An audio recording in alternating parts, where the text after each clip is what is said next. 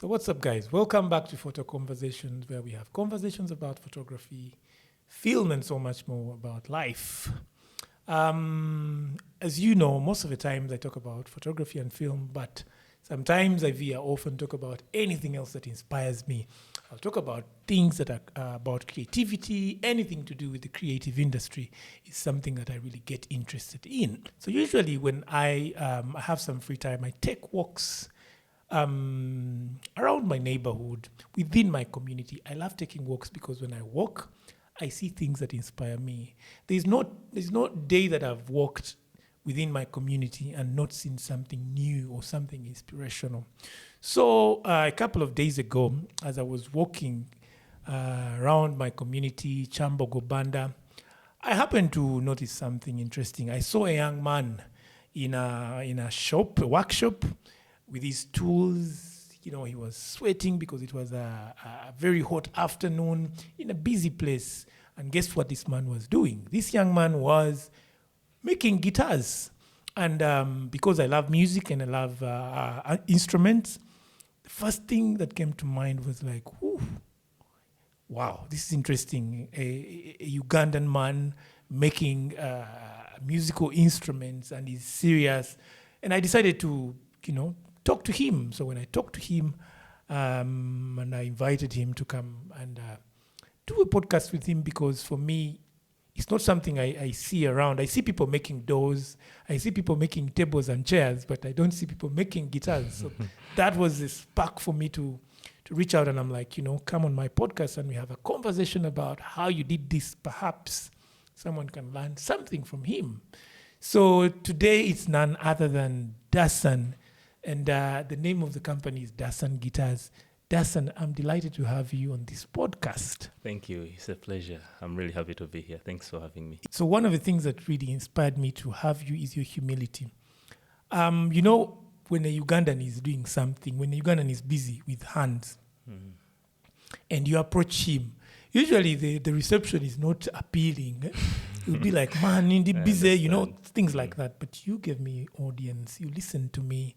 And we exchanged numbers, and I invited you, and you followed up with a call. I think for me, it's humility, especially when someone is an entrepreneur. Some people are not that polite. So thank you so much for your time. You've taken off. You know how we were here, and the power went off. Yeah. You've just waited. Fortunately, the power is back. So I think you have a likable personality, and keep it up, because that's the Uganda we want to see. So Dasan, who are you? Could you please tell our audience who are you and what you do? Yeah. Thank you, and it's a pleasure. Once again, thanks for having me. My name is Dasan Mazinga. I am the founder of Kampala Guitar Stores. Many of you know it. It is online, and it's a shopping store for musical instruments. And I'm also the founder of Dasan Musical Instruments Company Limited. Now, most people know me from that area of things, but there is another kind of work that I do, because I run a nail salon called Waves and Nail Spa, and there are a lot of people who know me from that area of work. So I serve in a more talented sort of environment. And I'm a graduate from Chambogo University with a bachelor's in business administration, majoring in sales and marketing. I have a history in the field of employment, which I touched there, maybe moving forward. And for a longer time now, I've been so much into entrepreneurship, as far as I recall. Yeah, so it's really good to be here, and I'm really excited about whatever we're going to share. I think somebody out there is going to be inspired, maybe to also get into entrepreneurship or chase that dream that they've been having for a very long time. Yeah, so we can really hit it. One word that I pick is multi-talented. You are not just Dasan. You are like an onion. You peel one layer at a time. Business administration, then you go into marketing. One would expect you to actually be putting on a suit. That's a conversation for another day, because I think moving forward, Ugandans, not even just Ugandans, but generally young people are taking on multiple roles. They're taking on different hats. nighttime, I'm a DJ. Yeah. In the evening, I'm an Uber driver and things like that. So that's a conversation for another day, but it's a trend that I'm seeing over and over again. And it's no surprise that you do many things. I myself, I have a background of procurement and logistics management, but look where I am now. Wow. I'm a certified podcaster. So certified, by the way. No one needs to validate or certify you. Certify yourself and call yourself. We can't wait. Interesting. Yeah. But then let's dive deeper into your journey of becoming a guitar maker.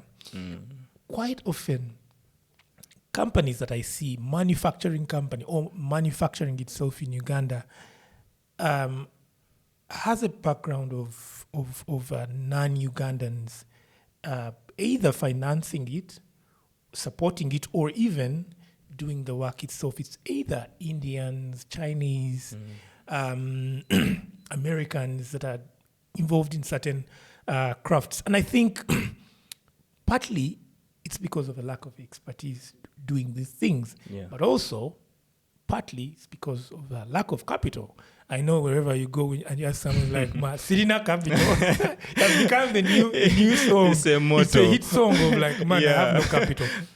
But here I find a young man that is creating something with his own hand, with his own tools, trying to make something that is not ordinary. Yes, people make doors, people make chairs, but you are making guitars.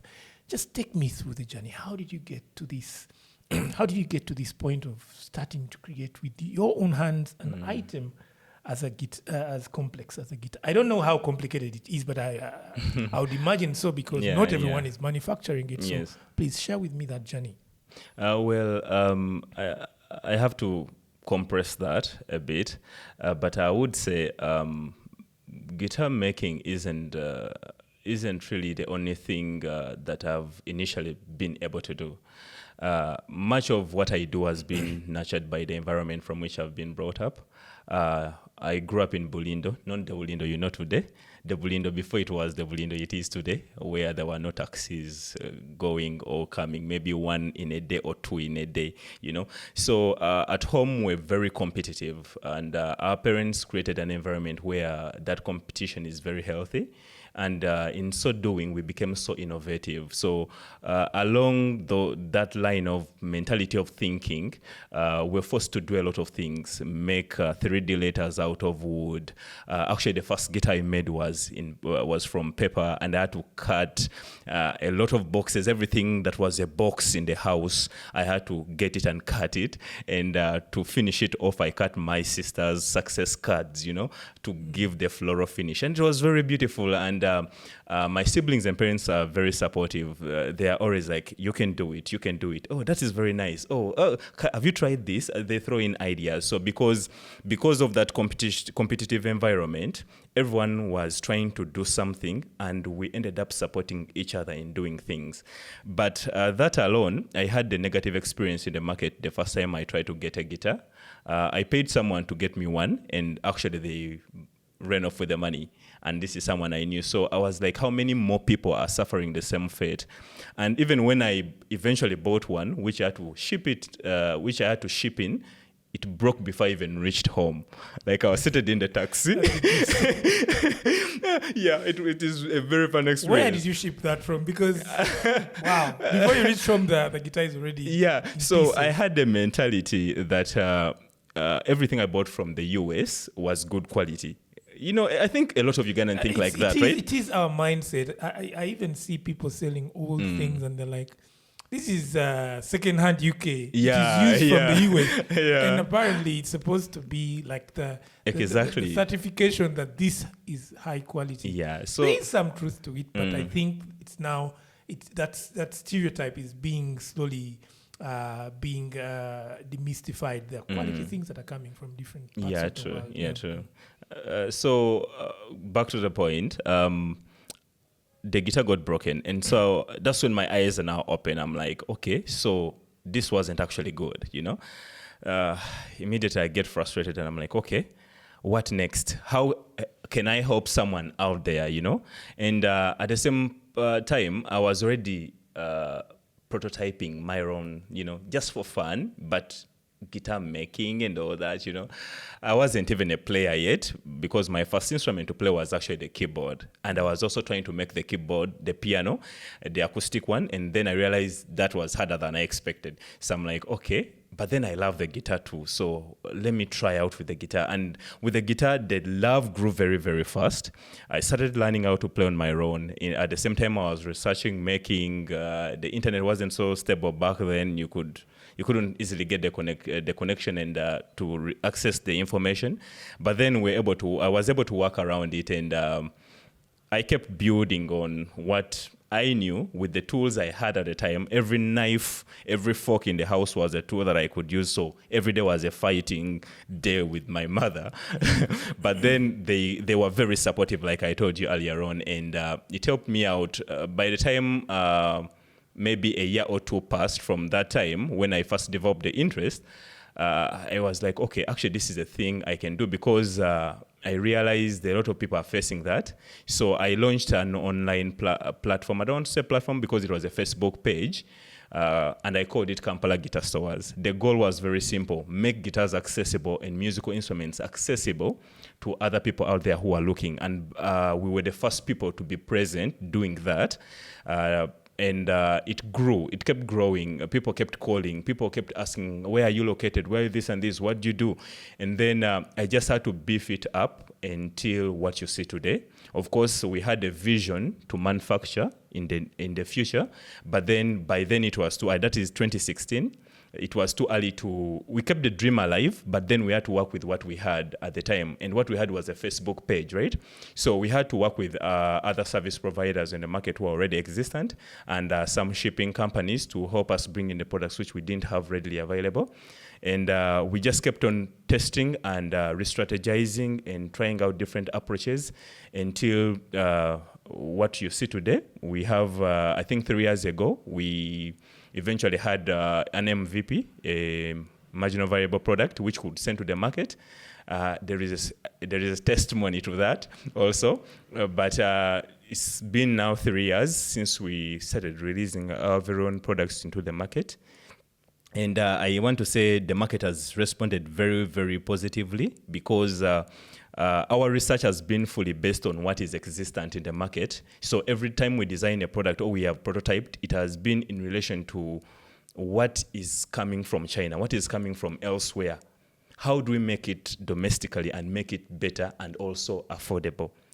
You get? Because most of the times realize what was available in the market, and that is the very problem we're solving in the very beginning when my guitar broke, you get? Mm-hmm. So it was a quality problem from what was coming in. So how do we make domestically, but also keep the prices for our clients, for our clientele in check? Mm-hmm. And our research has been based on that. That's why our prices are still stable. Our product is still relatively good and competitive versus other manufacturers out there.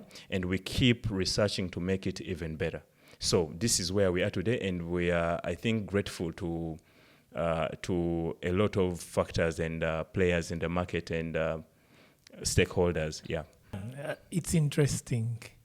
The things you've talked about, for me, cut across to any other field or industry, as long as it's something to do with innovation and creating something. The certain things that I've noticed that keep showing up for every person's journey, especially when it's a journey of creating a product that they want to be on the market. You've talked about things like your background as a child, the competitiveness at home, and how it became a breeding ground for creative ideas. You've talked about the support. You've talked about your parents and how they supported whatever you were trying to do in different ways.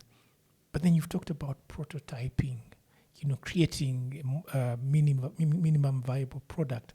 These are things that cut across, whether you're innovating in guitars or you're innovating maybe software, you're working on a software. Mm-hmm. These are universal elements that determine production of any product or service. But my question here is, I just want to pick your mind on why don't we see many of I would go back to the statistics that say Uganda is one of the most entrepreneurial countries in the world, with the highest number of startups, but also with the highest number of those startups collapsing within their first within their first birthday. Yeah. I mean, but that's a number that is projected onto these businesses, which I like to call generic businesses. They do the statistics, but they consider tomatoes, even $3 of tomatoes. Those are businesses. Yeah. Now, something that is unique about you is your business is niche. There's something very specific you're doing. And I would say, I'm not saying that it's not happening, but I would say there's still a huge gap in people, in young people, innovating real products that might make that might be a bit different. Not different in the sense that people don't have guitars or guitars are not made, but different in the sense of you are doing something that not many people are willing to do. Could you share your mind with us about why you think it's not happening? We have Midalas of so many things. I think I know what you're saying. But why aren't we having like people go down and say like, you know what, I'm going to the do core that of things. thing. I know it's hard, but I want to do this. Yeah. Well, my take is simple. Innovation is scary. And later on, add on entrepreneurship. It is as scary as it gets. And add on it being a product. It is as scary as it can be. Actually, matter of fact, in every 10 startups, you're going to find that 7 that survive are service providers. When you're starting to make a product, a lot of things don't exist. For a product by the time the product reaches the client's doorstep, a lot of factors have to come together perfectly for that to happen, right? A service works differently. You can sit back. There is a young person out there who is seated on their computer, coding an application or a website, or maybe coming up with an idea of a service. And 6 months down the road, they'll be ready to launch into the market. And you just need to tap your phone, go to the App Store, download the thing, and then you're up to go. Products don't work like that. With a product, you're going to go through the different stages. The idea conception, right? Is the idea viable? That alone is going to take your time because you have to do your market research. You have to do your homework, right? Is it, can someone pay for your product? Is it in demand out there? Does it solve a problem out there? Does someone actually need it? Can it even be consumed at all? What other options does the client have to what you're offering, right? Then when you get over it, then you now reach the stage of, let's say, starting to implement, right? You're sourcing different materials, different inputs, the technology that you need, the labor force that you need, of which in our area, for example, we didn't even have the labor force because, like you said, there weren't other manufacturers in the country, and then the universities are not teaching that craft, right? So you don't have someone whom you're going to pick off the job market and you're like, come and do this. Mm-hmm. That means you're either going to train the people, you're going to have to import certain technology or machinery that you need to do what you have to do, or actually make certain tools. And the machinery is a little bit specialized. True. It's not like where you're going to say, okay, I'm going to get a saw that cuts wood. You can find it on the market. Yeah. But then maybe there's that machine that does the finesse on the guitar, the finishing and all that. Yeah. I think you're. But one thing I've noticed, and in one word, I would say that very niche production calls for boots on the ground. That's the right one. You have to get your hands dirty. Hands dirty, boots on the ground. Yes. And not many young people want boots on the ground. And I think that's why some keyboard champions are behind their keyboards. Yeah, that's true. Is it the reason why? I don't know. Is it the reason why we have more soft products, service-oriented products than actual hands-on, physical, tangible products? I don't know. But you have a point when you say it's not. Young people don't want to get into the dirt. They want to hide behind keyboards. I found you sweating, grinding, and I'm like, this guy is not a working subject. So yes, more on that. Yeah, so like I'm following up with what the conversation. So products are dirty. It gets messy. There is a lot of uncertainty, and the losses, if there is any, they are big, right?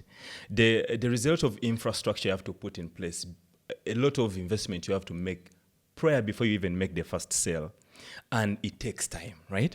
So for many young people out there, it is better they find it a bit more comfortable to play it safe, 6 months I'm in, 8 months or a year I'm in. If it's not working, I can get out. With a product, that 1 year, probably you're just still figuring the idea, And then by the time you start implementing on ground, you need a lot of resources to make sure the logistics are together, the different functions of the business are all together before you can even think of putting the simplest bit of the product to the market, right? So it takes a different set of mindset or way of seeing things. You have to be motivated beyond certain things for you to be like, okay, I'm in this thing and I'm in it for the long, right? That means you're going to sacrifice every single grain of energy inside you, every single resource you have to make sure that thing works. So I think that is why Uganda has the highest rate of businesses, startups that are cropping up. Yeah. Because most people run to the easy ones. True. When you see your birthday doing this, selling tomatoes, you're like, I'm innovative. Let me bring avocados. You get what I'm saying? Yeah, I get it. So I get it. Anyway, that's another conversation. But as we conclude, what has made it possible for you? What do you attribute this? I might not say success as per se because you're still a work in progress. Yes. But what do you attribute the level of success that you've... Because may I call it success? Even a prototype is success. But look at this guitar. This is a complete guitar that has been manufactured here. So I think I have the right to call it a success. What do you attribute that success to? Ultimately, I must say God. Yeah. Of course, there are other things you say, this and this and this, but at the end of the day, he that started this great work in us shall see to accomplishment, Because there are a lot of days where you wake up and you're like, this should end. Maybe let me apply for a job. I wish we had time. I would have given a very short story. Yes, for sure. But at the end of the day, you remember that there is a time. There's a time where what you are today wasn't possible. Where it was just an idea. It was far from reach, and here you are. That thing. So I must say, he that started that great work in you, if you have that dream, if you have that idea, if you have that concept in you, he that planted it in you will facilitate it for it to come to fruition. That is it. Now, that's where from that you can add other things. The friends, the workmates, the teams that we build, the people around us, our clients, top notch. You get? Yeah. All those now follow. It's amazing. I like to say it's a cocktail of so many ingredients that makes an entrepreneur. Yeah. It's a cocktail of personal skills, even inherited skills, things like patience, because people give up. Yeah. People give up on their ideas, and so I would like to say it's clearly a combination of so many things, but most importantly, the zeal. I've seen how you speak about the work that you do. You speak with zeal and there's that compulsion. Yeah. So I think if like I say, if there's a will, there's a way. Yeah. So for me, your story is inspirational, and I think meeting you was not by coincidence. I stopped and we connected, and look, we are having a good conversation that will inspire someone out there. Yeah. So I regard you as a full-time entrepreneur. I regard you as a successful person, because my definition of success is having a goal and accomplishing that goal. For me, that is success. And the other thing I see, of course, with when those successes, little successes, compound, that's when we say, this is a successful businessman. He's a millionaire, a billionaire. So I'm right to call you a success story.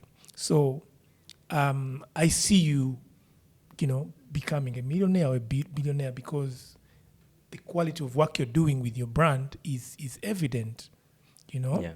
So what's your what few words do you have to inspire young people in a sentence or in a paragraph? What are these words that you would like to say to people that perhaps have an idea but haven't yet actualized it, and they're being they are faced with the challenges that you already faced? Okay. So what would you say to young people in this country? I think I would say about 2 short or 3 short things to them, or to every young person out there who is trying to pull every rope to make sure that whatever they're working on really thrives and becomes something, Find motivation in something beyond money. Actually, to put it straight, if money is the only thing motivating you to start, don't start. Wow, that's powerful, man. Yeah, because like I said, money can get you there, but it may not keep you there. You need something more to keep you going, right? And then, my mind is spinning. One more, just one more, and we close it. Keep that dream alive. Chase it. Live for it. Every single day. Believe in it.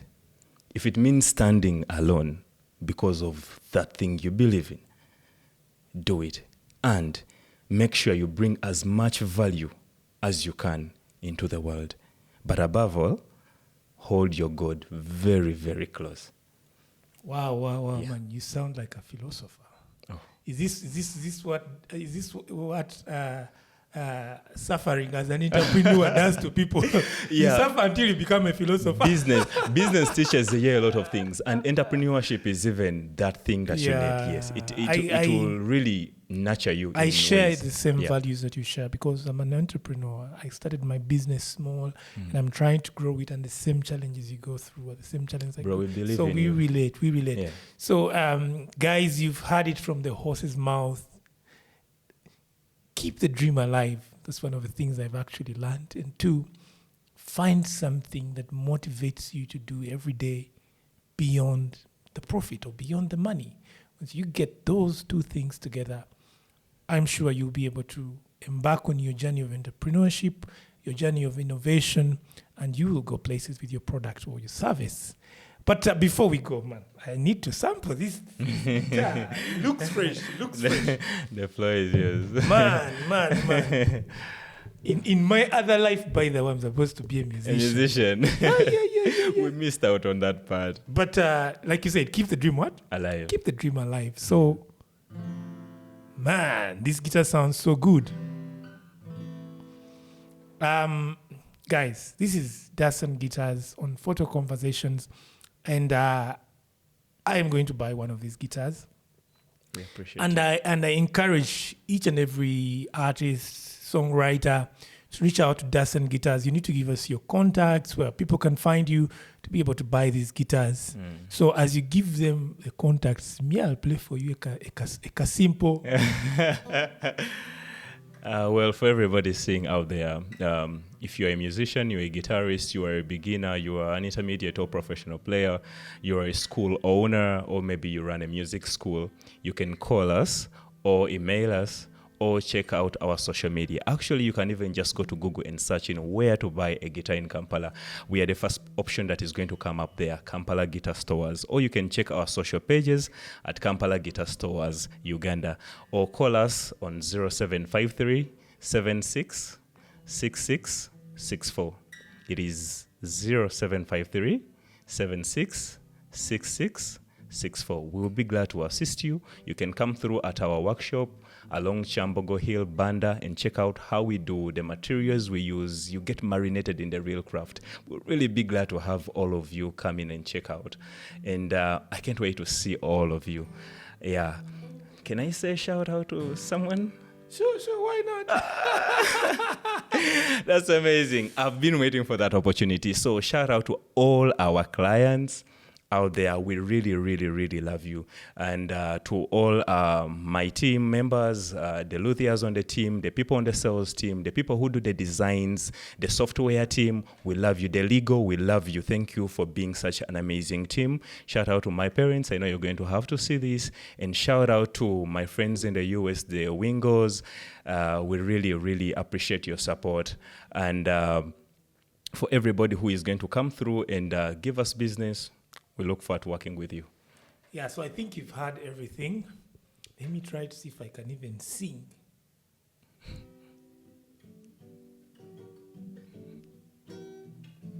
Na na na na na na na na na na. Wait. Oh, give us more. Give us more. We have another podcast coming in. But thank you so much, and it's a pleasure to have you. It's a pleasure. We'll see how this goes. I want to engage you on many other things, business development. Yeah, sure. I mean, there is even potential in teaching young people how to do startups. So, yeah, cheers, bro. Catch you on the next one. Yeah. Thank you.